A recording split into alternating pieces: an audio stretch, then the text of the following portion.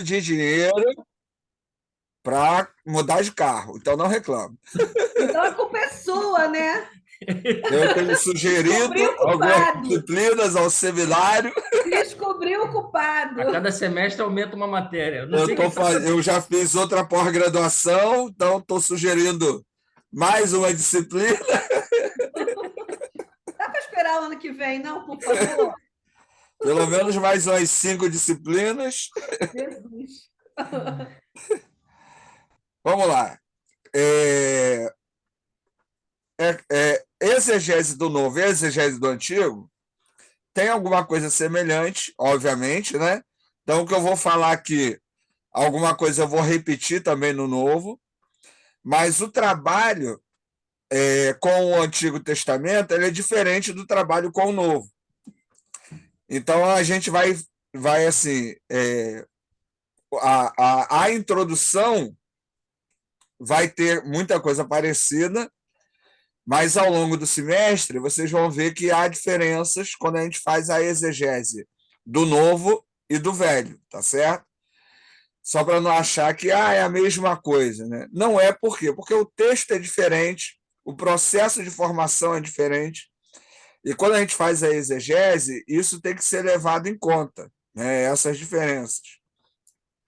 Outra coisa também, até, né, eu sei que o Odimar brincou aí com a questão da metodologia, mas na questão da metodologia, qual era o objetivo? Era as formas que nós poderíamos fazer a exegese, né? Então, as linhas que nós poderíamos trabalhar a exegese. E aí a gente focou, né, naquelas questões da anacronia, da sincronia e da diacronia. Nessa matéria exegese, nós já vamos trabalhar com os textos. Tanto que na matéria metodologia, nós quase não fizemos exegese de textos, né? Eu usava até como exemplo, mas eu não fazia a exegese direto. Nessa disciplina, não. A gente vai trabalhar mais diretamente e objetivamente com o texto bíblico, né? No caso do antigo, com o texto em hebraico, e no caso do novo, com o texto em grego. Um site que eu vou utilizar muito, vou pedir para que vocês utilizem muito, é o Bible Hub. Alguns já conhecem, né? Eu já tinha falado dele para vocês. Esse site ele ajuda muito no trabalho de tradução, né? A exegese tem muito a ver com tradução, né? Então a gente vai relembrar muito aí da língua original, né? Do hebraico e do aramaico. Está trabalhando, né? Tirando o sentido do texto. Agora, obviamente que a exegese também passa pelas formas que a gente conversa na maioria das aulas sobre Bíblia, que é, né, a tradicional, a fundamentalista, a doutrinária, histórico-crítica, a político-social. Cada uma dessas linhas faz a sua exegese. E quando vai fazer a aplicação, é que vai ter as diferenças aí, né? Mas exegese, todas as linhas fazem. A questão é que alguns, né, dessas linhas se aprofundam mais, outras se aprofundam menos. Por exemplo, né, quando você faz a exegese na perspectiva tradicional, né, da mais conservadora, vamos pensar na linha doutrinária. O que vai definir a aplicação e entendimento dos termos, deixa eu acender uma luz aqui, vai ser a doutrina. Então, se eu pego Gênesis 1:1 e pego o termo lá, ruá, em hebraico, que pode ser traduzido como espírito. Na perspectiva tradicional, esse espírito, que é vento, sopro, né, ele significa a ideia de algo sem forma, ele vai virar Espírito Santo. Por quê? Porque o termo, apesar de ser traduzido a partir do hebraico, a doutrina vai dar o significado dele. Então, qualquer tradutor nessa linha que faça exegese, né, ele vai dizer que traduziu do hebraico o termo Ruá e que lá está escrito Espírito Santo. Então, a doutrina está dizendo o significado. Se eu for para a linha histórico-crítica, eu já vou entender que o termo Ruá é sopro, vento, que a ideia ali é mostrar que o Deus criador não tem forma, né? É um Deus que não tem corpo, que ele não é materializado. Então, nada a ver com a ideia da doutrina cristã do Espírito Santo. Então, ambos fizeram a exegese, mas na hora de fazer a aplicação, isso fica diferente. Por isso que, às vezes, as pessoas confundem, né? Uma exegese, porque fulano leu no hebraico, porque ele trabalhou o texto original. Isso não quer dizer muita coisa, porque vai depender das ferramentas que ele usou, da forma como ele está aplicando, né? Então, uma exegese ligada aos métodos histórico-críticos vão levar em conta os documentos utilizados na formação do texto, não apenas o texto na língua original. Então, isso tudo são questões que a gente vai trabalhar, tanto, né, na exegese do Antigo como na exegese do Novo. Na exegese do Antigo, há uma particularidade que são a questão dos gêneros literários, principalmente quando a gente inicia o nosso trabalho falando do Pentateuco. Por quê? Porque quando eu vou fazer a exegese de textos mitológicos, lendários, isso tem que ser levado em conta, né? Então, não é apenas a tradução. Um outro exemplo, o termo Adão, que é traduzido por homem, né? Ele pode também ser entendido como humanidade. Então, dependendo da minha linha, eu posso dizer que Deus criou um homem ou dizer que Deus criou a humanidade. E aí vai depender muito do que eu quero defender. Se eu quero defender a ideia de que Adão e Eva existiram como pessoa, eu vou dizer que Deus criou um homem.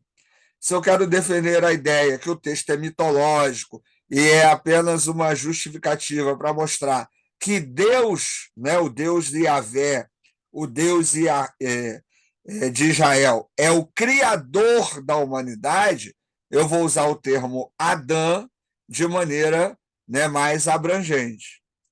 Então, só traduzir não é o suficiente. Então, na ideia, né, da nossa disciplina, é entender, né, essas diferenças e tentar apresentar para vocês as ferramentas para que você possa fazer um trabalho de exegese dentro aí das linhas que você adotar, entendeu? Então, a exegese, a gente vai trabalhar diretamente com o texto bíblico.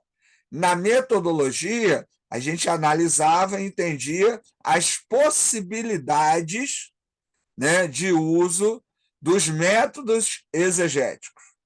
Então, a diferença está nisso. A minha linha, vocês sabem, né, eu vou usar os métodos histórico-críticos, mas vou estar sempre apresentando aí, né, dentro da linha fundamentalista, da linha doutrinária também, para a gente estar comparando.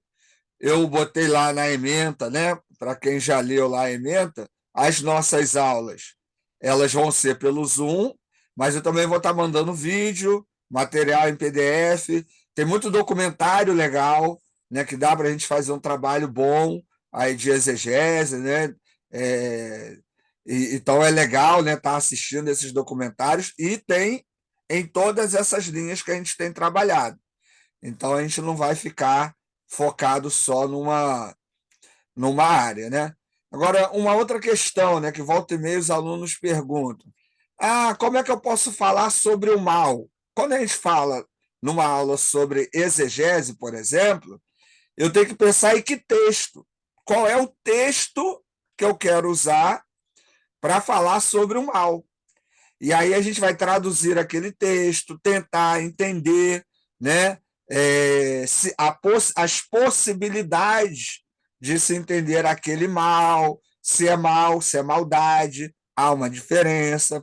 Se há personificação do mal, no caso, o cristão lê, né, de maneira geral, a figura do diabo no Antigo Testamento, né? Então a gente vai ter aí uma abordagem doutrinária, fundamentalista.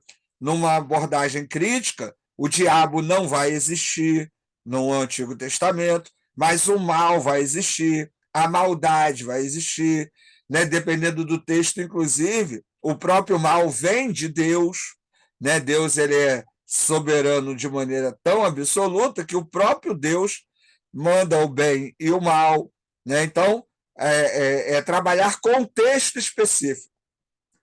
Não seria um trabalho sistemático, né, sobre o tema, ou dentro da teologia bíblica, né, onde você vai trabalhar temas ligados aos textos bíblicos.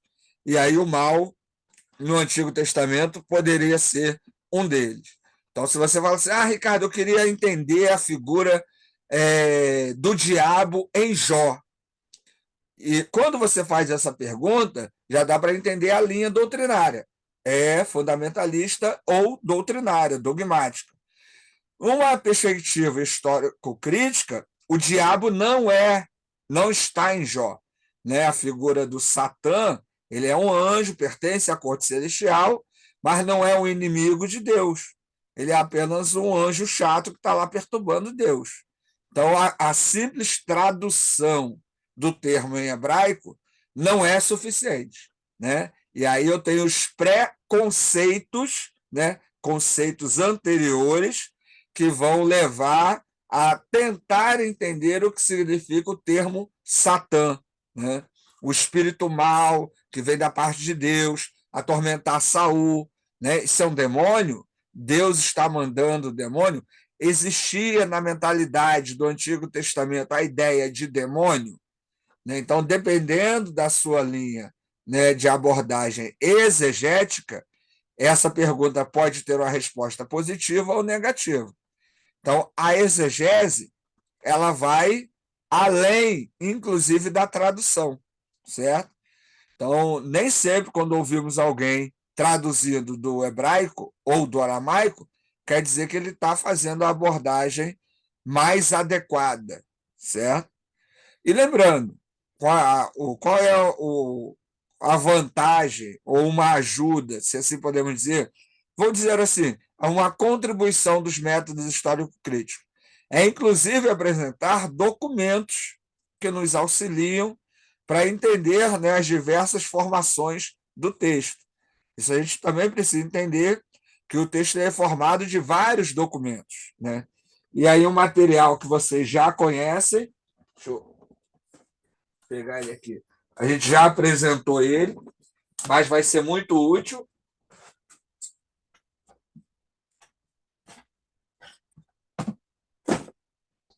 É o Antigo Testamento interlinear, certo? E aqui, o autor, inclusive, ele vai apresentar, nas notas iniciais aqui, ele apresenta os documentos, né? Da onde saem os textos, as variantes em hebraico, né? Então, tudo isso para a gente é bem útil. Um grande diferencial da exegese do Antigo em relação à exegese ao Jair, ao soberbo, querendo tirar onda com os outros, dizendo que comprou toda a coleção, deu R$ 3.000 na coleção toda. Claro que não, só Olha aí, comprei, é brincadeira, comprei não. dois só. Trouxe direto de dois. Israel ele. Não, jamais. O grande diferencial aí é o processo de formação do Antigo Testamento. Quando nós, né, dependendo da forma como você entende, o processo de formação do Antigo Testamento e do Pentateuco, isso também vai influenciar a maneira como você faz exegese. Legal, isso aí também é bom, legal. Então, isso também tem que ser levado em conta, né? Um breve resumo, na perspectiva tradicional, Moisés escreveu o Pentateuco. Na perspectiva crítica, né, o Pentateuco é escrito por uma série de linhas, né, de correntes, e ao longo de vários anos, né, é uma compilação de várias tradições, não é apenas a reunião de vários documentos, mas de várias tradições, né? Sacerdotal, a eloísta, a javista e a deuteronomista, e essas tradições, né, foram reunidas a partir do cativeiro babilônico e foram dando aí, né, forma ao Pentateuco que conhecemos hoje, e além disso as especulações sobre um hexateuco ou um enneateuco, né, que seria acréscimo aí de mais livros que seriam fundantes ou formativos para o que viria a ser o povo de Israel no futuro. Então, tudo isso contribui, né, para o que a gente chama, para o que a gente vai fazer de exegese, certo? Não vai ser apenas traduzir o texto do hebraico, trabalhar com o dicionário. Então, lembre-se sempre do seguinte: todo mundo que interpreta um texto, desculpa, todo mundo que traduz um texto também interpreta. Isso acontece em qualquer idioma, em qualquer língua, né? Então, não é apenas a mera tradução, mas é sempre uma interpretação. E quando você interpreta a partir dos seus conhecimentos, da sua base, daquilo que você já tem pré-concebido, né, do seu conteúdo cultural, social, político, ideológico. Tudo isso influencia na interpretação do texto. Então, a gente tem que levar isso em conta. Um exemplo, né, tirado do inglês, né, a expressão piece of the cake. Né? Se você traduzir ao pé da letra, é pedaço de bolo. Mas essa expressão significa que isso é fácil, isso é tranquilo, né? Isso é mole, né? Digamos assim, né? Falando em português. Então, uma expressão ela não pode ser apenas traduzida, ela também é interpretada. Toda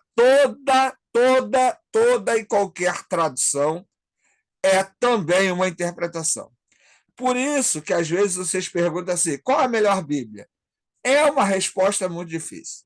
E, geralmente, eu falo, a melhor Bíblia é a Bíblia em hebraico e a Bíblia em grego.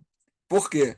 Porque qualquer outra é fruto de interpretações, né, de linhas doutrinárias, de linhas específicas. Então, a gente precisa ter isso em mente quando vai fazer a exegese. Você, quando está fazendo a sua exegese, né, quando você faz baseado nos seus preconceitos. Você pode achar que não. Eu traduzi do hebraico, eu fui lá, pesquisei, mas na hora de interpretar, o que guiou foram os seus preconceitos. É a sua doutrina, até a sua experiência. Né? Por exemplo, quando alguém lê Salmo 23, o Senhor é o meu pastor e nada me faltará, o conteúdo emocional que a maioria das pessoas coloca nesse texto é enorme, sem levar em conta as nuances léxicas, gramaticais que estão nessa frase. A gente já conversou sobre esse texto várias vezes, já vimos que ele expressa a ideia, né, de que o Senhor é meu pastor e de nada tenho falta, né? Fala de uma realidade já, né, presente, já nessa, né, não é para o futuro, mas as pessoas colocam vários conteúdos emocionais quando vão interpretar. Eu ouvi recentemente uma pessoa dizendo que o Senhor é o meu pastor, nada me faltará, inclusive problemas. Então, o texto vai nos alertar que Deus é o nosso pastor e problemas também não faltarão. Nada mais longe do que o sentido desse texto. Mas o conteúdo emocional nessa fala é muito forte. Né? Que pessoa, né, estava vivendo um momento difícil, estava lembrando, né, de coisas do passado. A tradução e interpretação que ela faz está ligada também à emoção. Isso acontece com todo mundo, certo? Então a gente tem que levar isso em conta. A minha dica para vocês seria, né, a tentativa da matéria, a minha tentativa, até na maioria das matérias, é sempre a gente diminuir ao máximo o conteúdo emotivo. Em relação ao texto, para a gente ficar apegado ao texto, né? Tentar entender o que o texto está dizendo. Mas eu sei que isso não é fácil, porque somos seres humanos, somos seres emotivos. Mas o ideal é, quanto mais direto ao texto nós estivermos realmente ligados, é melhor, né? Tentando tirar um pouco da emoção aí, né, que cerca as nossas leituras. Então, a ideia da matéria é essa. Nosso desafio no Antigo Testamento, a gente vai começar pelo Pentateuco, vamos dar uma revisada em alguns processos formativos do Pentateuco, vamos trabalhar os gêneros literários, né? Profecia é um gênero muito forte, então não é a mera tradução que vai nos ajudar a entender certas coisas. A expressão "assim diz o Senhor" é uma expressão que introduz o gênero literário da profecia, não quer dizer que é uma adivinhação do futuro, então simplesmente traduzir isso não é o suficiente, né?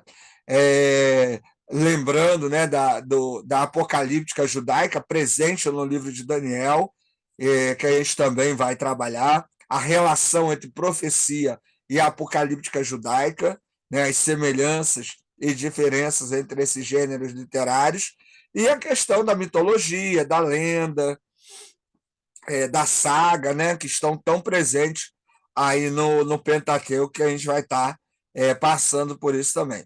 E vamos estar focando em textos, né? Eu, sempre, na medida do possível, trazer um texto ao longo das aulas, a gente conversando, uma curiosidade ou outra exegética para a gente entender. Eu já peço que quem não acessou o Bible Hub, que acesse, né, já tente ali se familiarizar. É uma ferramenta boa, dá para trabalhar em português.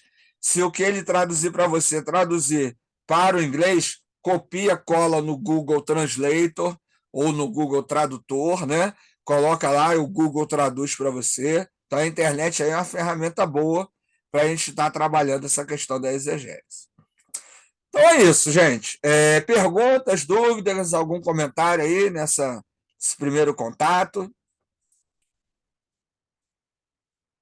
Não? Tranquilo? Tranquilo. Então, beleza. Então, em termos de conteúdo aí, a gente fica por aqui. Daqui a pouco a gente se encontra lá em Novo Testamento. Quer falar, Osmar? Não, só para lembrar, se você puder colocar novamente a ementa lá no grupo, cara, porque nós entramos no grupo ontem à noite. Ontem à Ah, noite, tá. Vou colocar. Vou reenviar. Eu reenvio. Por Entendeu? favor. Tá. por favor. Eu mandei Professor, também outros materiais. Eu vou mandar a ementa e os outros materiais que eu tinha mandado no início. Por favor, ajuda nós. Viu o meu áudio sobre o teu projeto?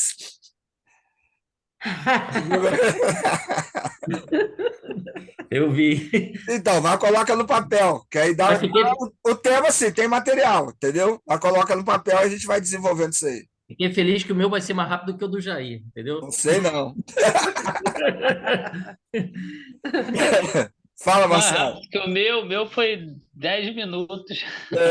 Ô, Jair, o cara já mandou na minha lata, já disse que é porcaria o trabalho. Escolhe É, outro tema. O cara quer falar é isso sobre como aí. ganhar mais dinheiro na igreja, pô. Eu, hein?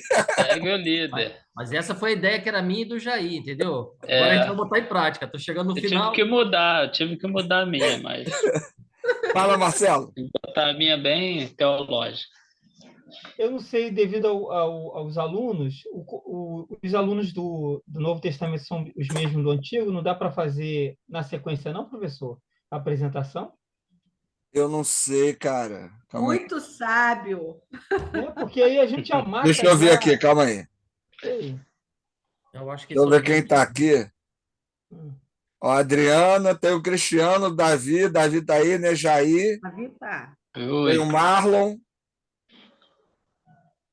Marlon, tem um aqui, cadê esse aqui? Deixa eu ver se eu consigo ver. E eu acho que é o gerente lá do banco lá que trabalha com o Alfredo, o Emanuel. o Emanuel. Mas se vocês quiserem, eu posso a gente pode fazer, eu gravo e mando para o grupo depois. Aí o pessoal Isso assiste. aí.